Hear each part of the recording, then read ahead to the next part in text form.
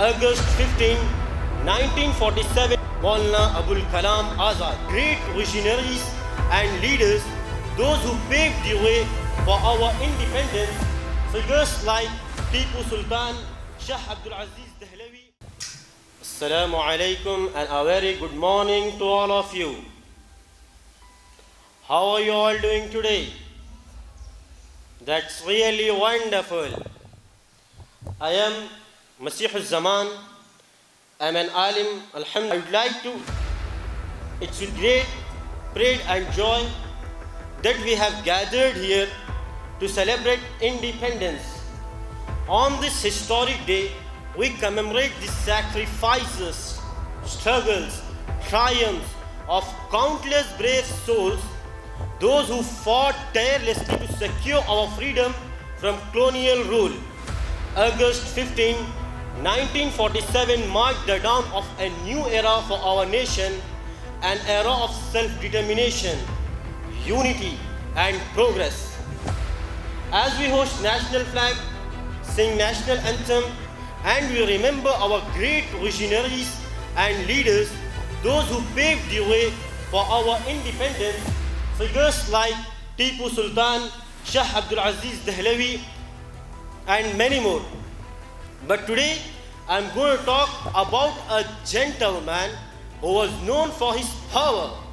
I am not talking about his muscle power. I am talking about his pen power. He was a professional generalist, a dynamic leader, an idealist scholar, a terrific educationist, and above all, a devoted spirit of freedom fighter. He is none other than the Madarasa's product, with inflagging conscience and strikingly outstanding son of soil, Maulana Abul Kalam Azad. He was born in 11th November 88 in Mecca. आपका अमन भी आपके कब्जे में न था, आपकी बेअमनी भी आपके कब्जे में न थी. He was prodigious scholar from his young age. He was fluent in multiple languages including Arabic, Urdu, Hindi, Persian and many more. And his deep understanding on Islamic theology and his commitment of Hindu-Muslim unity made him a unique role in the freedom struggle. Maulana Azad occupies a distinctive position at his very young age. He became the President of India. My dearest students, friends and brothers, do you know what was the role of Maulana Azad in the independence? Maulana Azad's role in independence was marked by his dedication to non-violence, his unwavering belief in secularism, as his eloquency and oratory skills inspired countless India to join freedom struggle movement. My brothers, as the President of Indian National Congress, Maulana Azad was a pivotal figure in shaping strategies and policies for the freedom movement. He consistently advocated for communal harmony. He consistently advocated for communal harmony and he opposed the partition of India.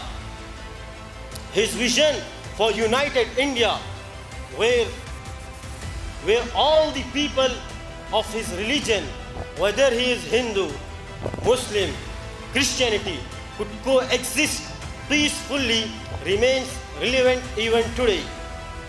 My friends, after independence, Maulana Azad became India's first Minister of Education.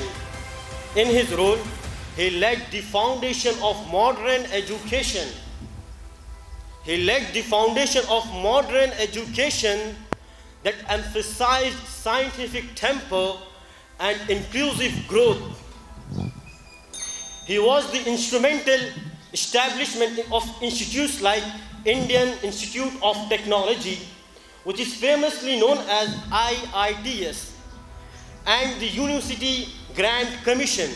He promoted education all over the India, especially underprivileged. I conclude my speech thanking you all a wonderful thanks.